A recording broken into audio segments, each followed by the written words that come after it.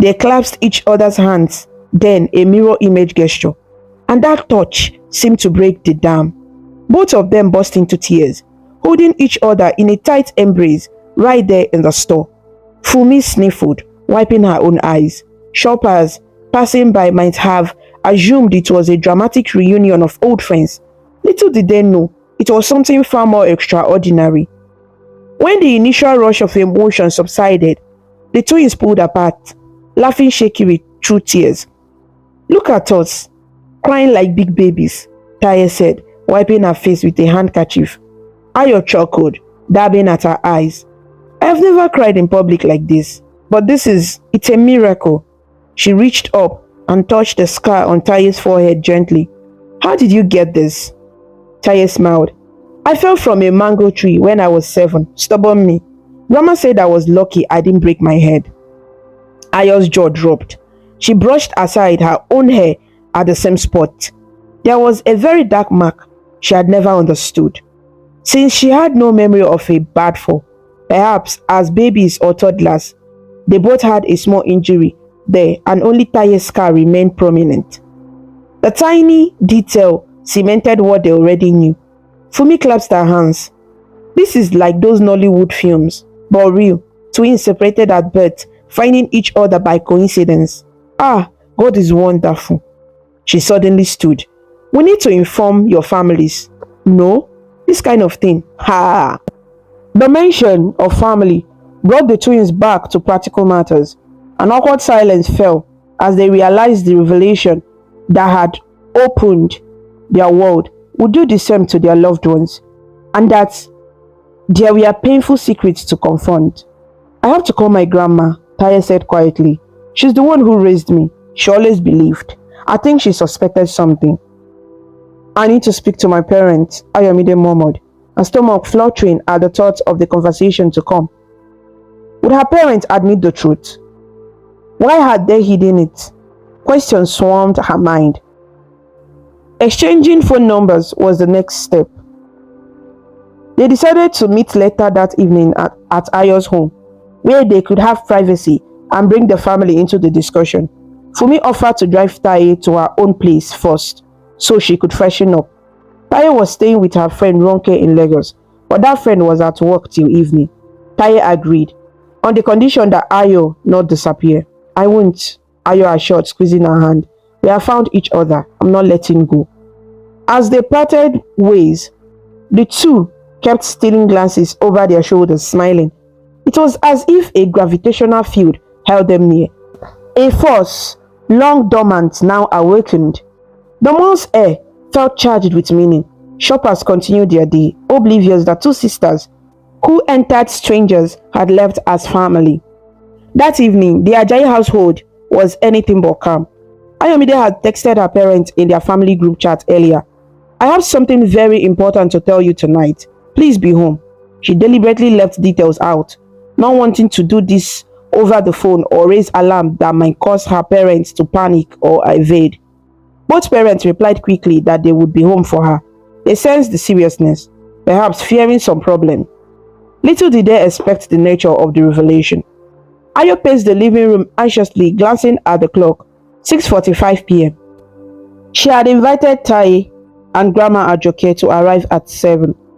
After leaving the mall, Ayo had immediately driven to Ronke's flat in Ikeja, where Taye was temporarily lodging, to pick up both Taye and her grandmother, whom Ronke had fetched from Ibadan by afternoon upon hearing the news. The three had spent a short couple of hours at that flat, comparing life stories and marveling at fate. When Grandma Ajoke first saw Ayomide step out of her car, she gasped and began to praise God loudly in Yoruba, holding both girls' hands and praying fervently. "The Almighty has performed a wonder," she exclaimed. She confessed through tears that in her heart she had always felt Kehinde lived, but never dared hope she would see this day. She even produced the carefully wrapped Ere Ibeji twin figurine she had kept for over 2 decades. At the sight of the carved wooden doll, Ayo's eyes widened. It was a small figure of a girl child, adorned with cowrie shells. Grandma explained its significance with a trembling voice. "When they told us you were gone, I had this made to keep your spirit close. I talked to it, fed it, and prayed with it every year on your birthday. I never let Taye forget that she once had a twin, even if we thought we were only with us in spirit. Ayo was deeply moved. The thought of this loving grandmother caring for a symbolic figure of her all these years, while her own adoptive parents never told her of Grandma's existence, stirred complicated emotions. Mr. and Mrs. Ajayi had a lot of explaining to do. Grandma Ajoke urged the girls to be patient and hear the full story from the Ajayi side too. Whatever happened then, it was God's design that you both survived and are now reunited, she said. Let anger cool in your heart. We must seek understanding and maybe forgiveness. Now, back at the Ajayi residence, Ayo had the front door open. Her parents stepped in and immediately saw her agitated state. Ayo, what is wrong? Her father asked, removing his suit jacket. Her mother hovered, worry etched on her face. Are you alright there? You scared me with that message. Ayo took a deep breath. Mommy, Daddy, please sit. What I have to say is, it's shocking, but you need to know I'm not upset with you. Well, I am upset, but more than that, I need the truth. Her words tumbled out, making little sense yet. Before she could continue, another knock came at the door. Mr. Ajayi looked confused. Who could that be? They rarely had unannounced evening guests. Ayo's heart pounded. I invited some people. Please, just keep an open mind. She went to the door and opened it. There stood Taiwo and Grandma Ajoke. Mr. and Mrs. Ajayi both stood up instinctively upon seeing the visitors. Morayo Ajayi's eyes went straight to Taye's face, and she staggered backward, as though seeing a ghost. Am I seeing a spirit? She gasped in Yoruba, clutching her chest. Adewale Ajayi's mouth fell open as he looked from Taye to Ayo, confusion and dawning recognition battling on his face. What? Who? He stammered. Ayo gently led the two guests inside. Daddy, Mom, this is Taiwo Oladipo and her grandmother, Madam Ajoke Oladipo. Taiwo she's my twin sister. Saying it out loud in front of everyone felt momentous. Ayo's voice shook. My twin that I never knew I had. Chief Ajayi sank slowly into the sofa, hands on his head. Morayo remained standing, trembling. Her eyes welled with tears as she looked at Taye, who was equally emotional. The silence was thick, punctuated by the faint sound of the wall clock ticking and the whoosh of the air conditioner. Finally, Grandma Ajoke spoke up in a gentle but clear tone. Ekule, she greeted them respectfully. Her Yoruba accent marked with both politeness and a hint of steel. Good evening. I know this is a shock. My name is Ajoke Oladipo. I'm Taiwo's grandmother. And I suppose in a way, Ayomide as well. Morayo broke into sobs at that, stepping forward to grasp Grandma's hands. Mommy, forgive us, she cried. She then turned to Taye, reaching out hesitantly as if unsure she had the right. Taiwo, oh Lord, you are alive. Taye nodded, tears streaming, but she held herself with admirable calm. I am, madam, she addressed Morayo and Adewale, voice wavering only slightly. I understand you are the ones who raised Ayomide, my sister. I don't know the full story yet. We came to hear it from you. Please, we all need to know the truth of what happened at our birth. Chief Adewale wiped his face, looking 10 years older suddenly. In a low broken voice, he began to speak. It was 24 years ago. My wife and I had been married for a long time without children. It was a painful time for us. We tried everything. Then, by what we thought was a miracle, a relative who worked at a small clinic in Ibadan called us. She said a young unmarried woman had died shortly after giving birth to a baby girl. The child had no father to claim her and no one to care for her, as the mother's only relative, an aging mother, was already burdened. Our relative, she arranged for us to adopt the baby quietly, unofficially. Morayo interjected through her tears. They told us the baby's twin had been stillborn. We never saw the mother. She was critical and passed away the same day. We only saw a tiny, beautiful baby. Our answered prayer. We named her Ayomide because she brought joy to our lives. She gazed at Ayomide with infinite sadness. That baby was you, my dear. Ayo felt a strange mix of sorrow and relief. Sorrow that her birth mother died without seeing her grow up. Relief that at least her adoptive parents hadn't outright stolen her maliciously. They were told her birth family couldn't care for her. But her gaze shifted to Grandma Ajoke, who stood stiffly, lips pressed together as she absorbed the story. Grandma, is that true? Did my mother die that day? Ayomide asked softly. Grandma Ajoke shook her head, slowly, eyes shining. No, Omotayo. That's your birth mother's name. She did not die in childbirth. She lived for about 2 more years. She was very ill after the birth, yes, but I never gave up either of the babies. Her voice hardened slightly as she looked at the Ajayis. My daughter had twins. We were poor, yes, but I would never split them if I had a choice. When she was weak after delivery, a certain nurse told us one baby was very sick and needed a special care. They took that baby, Kehinde, away. We were later told she died. We mourned her deeply. Ajoke closed her eyes. Pain etched on her face. I carved an Ibeji statue because I believed my Kehinde had gone to be with the ancestors. My daughter was heartbroken. She never fully recovered. She passed 2 years later from a fever. But I know heartbreak was part of it. A sob caught in her throat. Taye held her arm in comfort. The room was thick with emotion. Ayomide moved to Grandma and gently hugged her. Her own tears fell anew, hearing of her birth mother's suffering. Taye quietly cried too, reliving the story she had only heard in bits as a child. Mr. Ajayi looked devastated. We did not know, he whispered. The relative nurse Abeni lied to us, it seems. She told us the mother was gone and the remaining family could not care for the surviving baby. We thought we were giving an orphan a loving home. He turned to Grandma, voice hoarse. Madam Ajoke, by all that is holy, we did not mean to steal your blood. We are desperate and believed what we were told. Morayo nodded fervently. It's true. I swear on my life. We didn't know Taiwo existed or that Omotayo was alive after. If we had known, oh God. She broke down again. Ayomide moved to console her adoptive mother, patting her back. Grandma Ajoke's stern expression softened as she saw their genuine anguish. She let out a long sigh. It seems we are all victims of someone's deceit and maybe greed. Perhaps that nurse took advantage of our situations. The past cannot be changed now. She looked at the twins, a watery smile appearing. What matters is that the Almighty has brought these girls back together. Twins are a special blessing, after all, believed to bring joy and abundance to their family. I think joy will indeed come from this reunion if we handle it with love. Taye went to Morayo and quietly introduced herself more formally. Ma, I am Taiwo, your daughter's twin. I grew up with Mama Ajoke in Ibadan.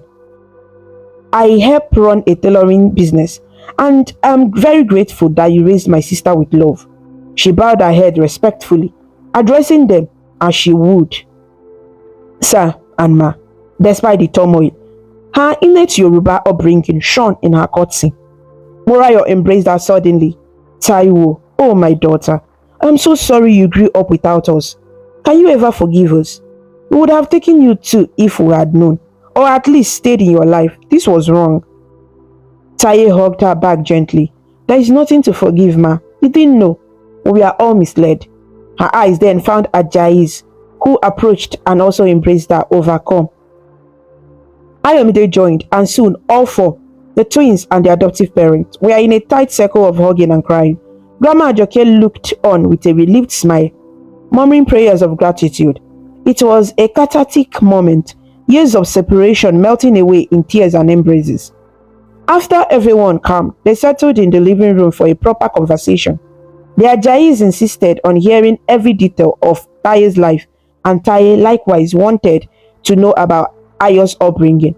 They marveled at how both girls turned out so alike in many ways. Both loved jollof rice with dodo, fried plantain. Both hated horror films. Both even had the habit of sleeping, talking in bits of Yoruba and English mixed, to the amusement of their roommates or family. These little coincidences elicited laughter and exclamations of incredible. There were also poignant contrasts. Ayomide's life of privilege versus Taiwo's life of modest struggles. At one point, Mr. Ajay shook his head sadly. It pains me that while one of my daughters was under my roof enjoying comfort, the other was out there working so hard just to survive. But Taye squeezed his hand. Sir, she said, trying out word hesitantly to address him. He smiled and nodded at her use of it. She continued, Sir, don't blame yourself. My life made me who I am. Grandma took very good care of me and raised me well. I have no regrets. We are here now together, that's what matters. We can't carry guilt for what we didn't know. Ayo chimed in softly. Yes, although I will admit I feel guilty too. I had everything while you had so little. It doesn't seem fair. She looked at her twin earnestly. Taye shook her head, offering a reassuring smile. It's not your fault either, and I didn't have so little. I had love, education to some extent, and wonderful people around me. Maybe not riches, but enough to get by.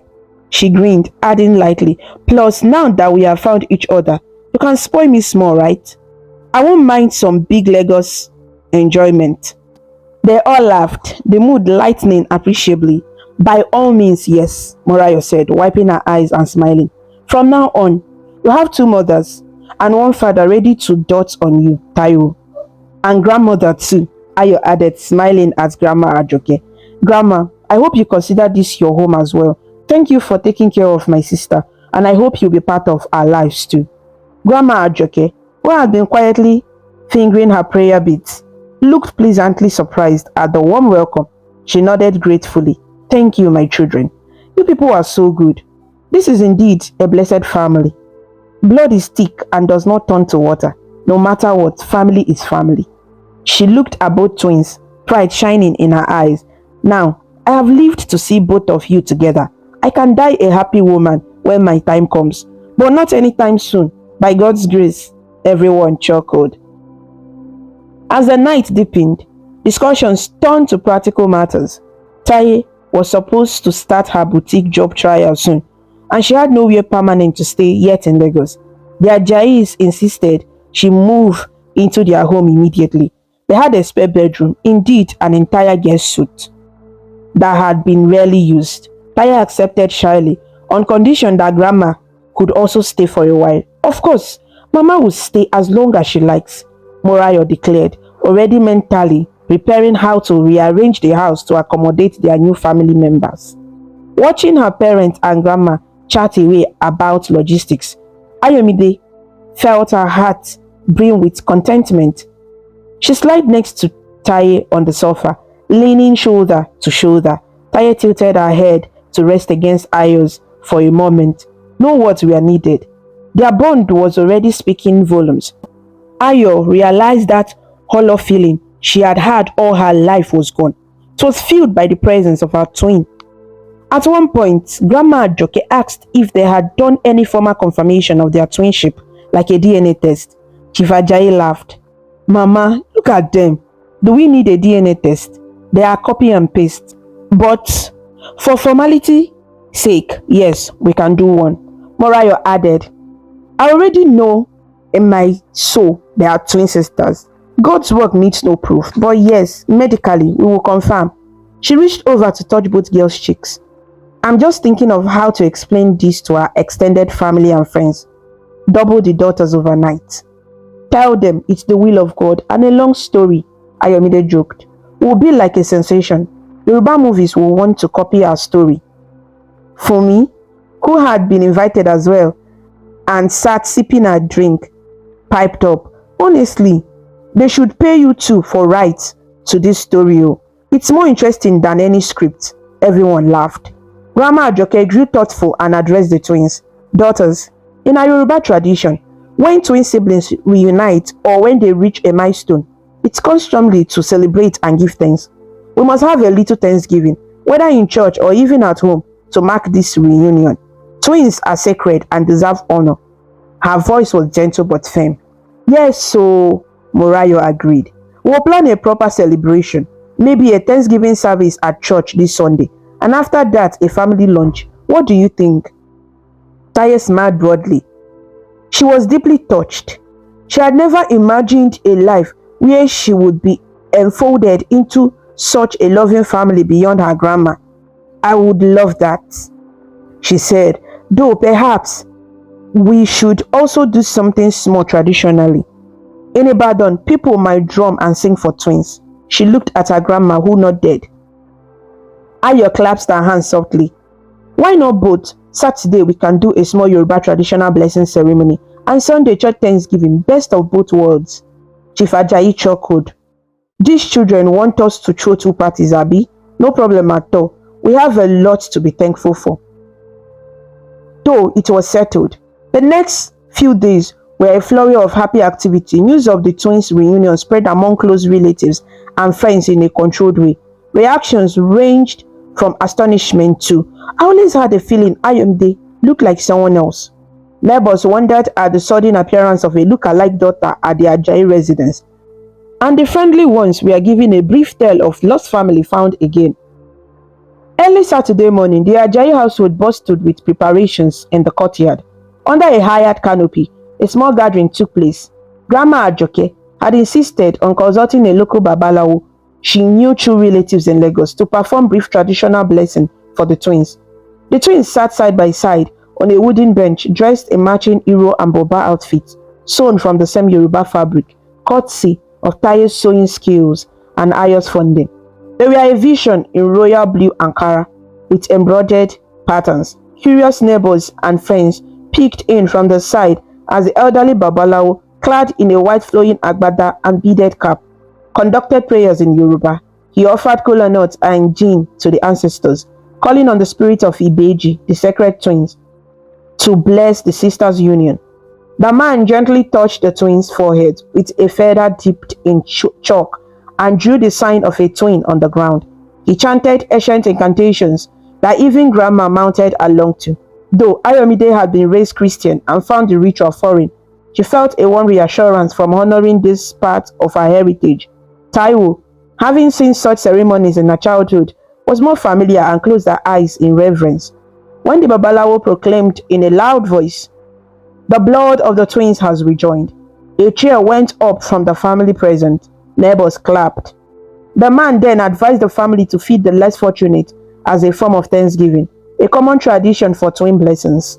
Immediately, Morayo signaled to the cooks she had hired, and they began serving packets of food and drinks to the area children and anyone who stopped by. It became a mini party. Yoruba talking drums suddenly started up. Someone had brought drummers, as is common once any celebration is in swing, and women from community began dancing and singing praises for the twins. Oh, twin, divine twins of the source. The twins were playfully pushed to dance as well, to the delight of all. Ayo blushed but followed Taye's lead in moving to the rhythm. Both had the same little awkward dance step, which caused laughter and more cheers. Grandma Ajoke was in the thick of it. Joyfully, at one point, she held both girls' hands and declared in Yoruba, "When destiny chooses something, no one can undo it." She looked at them proudly. Fate chose to reunite you, my dears, and here you are.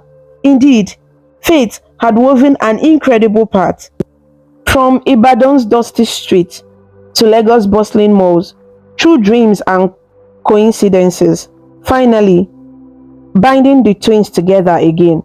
On Sunday, the celebration continued in a church service at the Ajayi's family church. Dressed in elegant lace ashoke with identical gele head wraps, Taye and Ayo went up to the altar with their parents and grandma for a special Thanksgiving.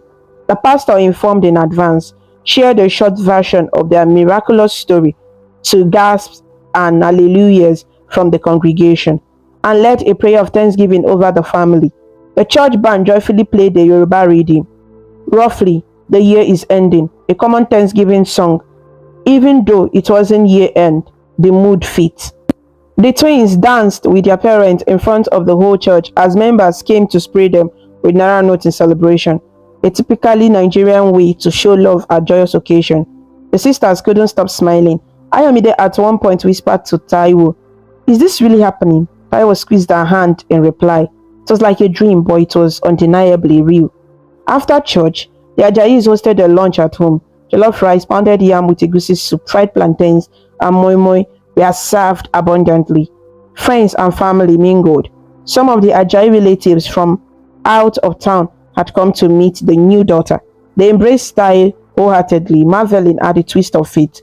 Even Fumi's parents came by, joking that they gained another daughter too, since Ayo and Fumi were like sisters already.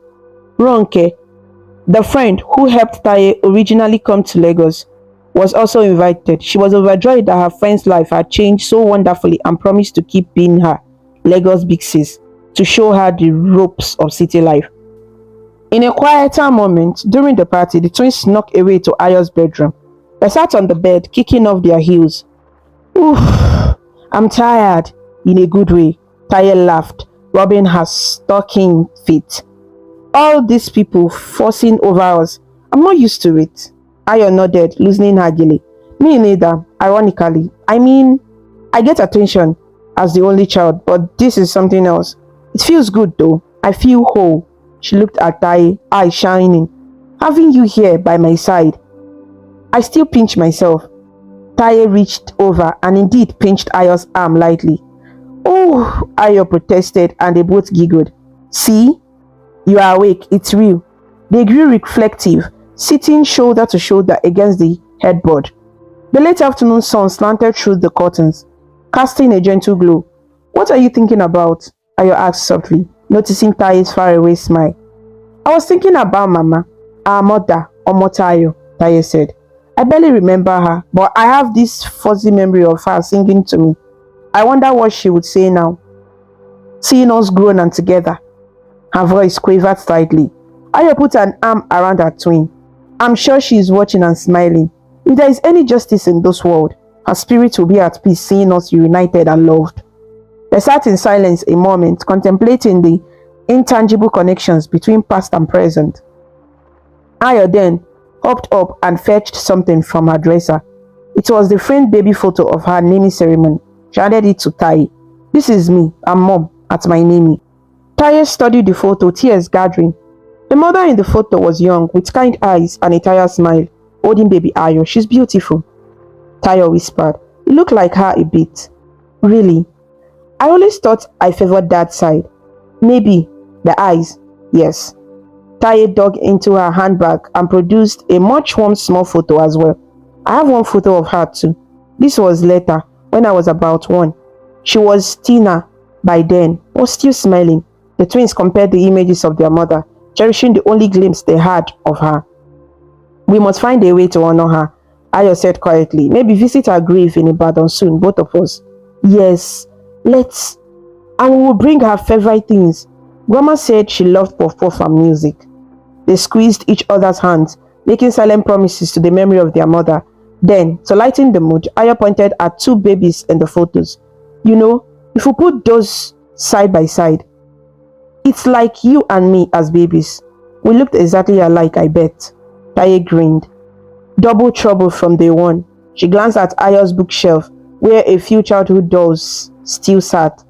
One doll was a twin of another in a matching dress. She walked over and picked them up. "Look, even your dolls are twins. You have been subconsciously searching for me, eh?" Ayo laughed. "Perhaps I never realized. Those were a birthday gift years ago." She joined Taye, and together they positioned the 2 dolls next to each other on the shelf properly. At that moment, Fumi peeked in. "Aha! Hiding here? Come, it's photo time. Everyone is waiting for the star twins." She waved a phone. The sister rolled their eyes affectionately and followed her back to the party.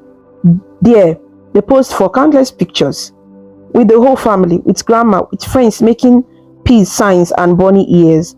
Laughter was constant. In one photo, the twins stood back to back, arms folded in identical poses, doing their best imitation of serious Nollywood twin characters before cracking up. In another, they hugged each other, cheek to cheek, both beaming. Ayo knew that beyond the smiles, life would eventually return to normal rhythms. Taye would start her job soon, and adjust to city life, Ayo would likely get her NYC posting. She secretly hoped it would be in Lagos or nearby so they wouldn't be apart again so soon. There would be challenges explaining to more people, dealing with any issues around identity documents or the family adoption records, etc. But she must not be afraid. Whatever came, they would face it together. As evening approached and guests departed, the twins found a quiet moment on the front porch, watching the sun set over the city skyline. The sky was a wash of orange and pink. Lagos was winding down in its usual noisy way, distant horns, children playing, a generator humming to life down the street as NEPA caught power. It was chaotic, but it was life. And now, it was their life intertwined. Taye sighed contentedly. This city is crazy, but I think I'm going to like it here. She looked at Ayo, nudging her playfully. Maybe I'll even turn you to a proper street food lover. You haven't lived until you have had roasted corn by the roadside or amala at a buka in Obalande. Ayo laughed. Deal. If you promise to let me pamper you at least once a month with a spa or fancy restaurant outing, you haven't lived until you have had high tea at the Eco Hotel. She teased back in a posh tone. Aje bought her life. Taye shot back, using the slang for pampered child, and they both cracked up. A comfortable silence fell, then Ayo softly said, Tayo and Kehinde, together at last. She liked the sound of it, though I have been Ayomide all my life. I think hearing you call me Kehinde feels special. It's like reclaiming a part of me. Taye nodded. Kehinde, she pronounced it with fondness, then switched to Yoruba. Twins. She took Ayo's hand and squeezed it. We are twins, and nothing can separate us again. Ayo felt a surge of warmth. She remembered something Grandma had told them earlier, that in Yoruba belief, twins share one soul and are protected by Shango, the deity of thunder. Looking at her sister now, she believed it. Despite different upbringings, they indeed shared an inexplicable bond, as if each had always carried a piece of the other's soul, and now, finally, those pieces were one. Above them, the first stars blinked into the twilight sky. Taye leaned her head on Ayo's shoulder, and Ayo wrapped an arm around her. In that simple, quiet moment, they felt the profound peace of belonging. Life would go on with its unpredictability. There would be quarrel perhaps, and laughter and growth. But they would face it side by side. The Yoruba proverb echoed in their hearts. Destiny had decreed this union, and so it came to be. Fate, with all its winding paths and extraordinary coincidences, had guided them home to each other, and together, the separated twins, now reunited, looked forward to the journey ahead. Two halves made whole, two voices in harmony, two destinies intertwined as one. The story of the separated twins teaches us that no matter how far fate scatter people, destiny has a way of bringing them back together. It reminds us of the invisible thread that binds family, even when time, class, and circumstances try to break it. The story shows that love, identity, and truth cannot stay buried forever, and that sometimes the answers we seek are hidden in plain sight, waiting for the right moment to be revealed. It also encourages us to never give up on finding where we truly belong. Thank you so much for watching this amazing story about Taye and Kehinde on African Stories by V. If you liked it and felt inspired with their journey, please show your support by clicking the like button, sharing with your friends, and leaving a comment below. To see more interesting stories and learn about different cultures, subscribe to African Stories by V, and do not forget to ring the notification bell so you never miss a new story. Your support means a lot and helps us bring more stories to you. Until we meet again, stay connected, stay inspired, and keep smiling.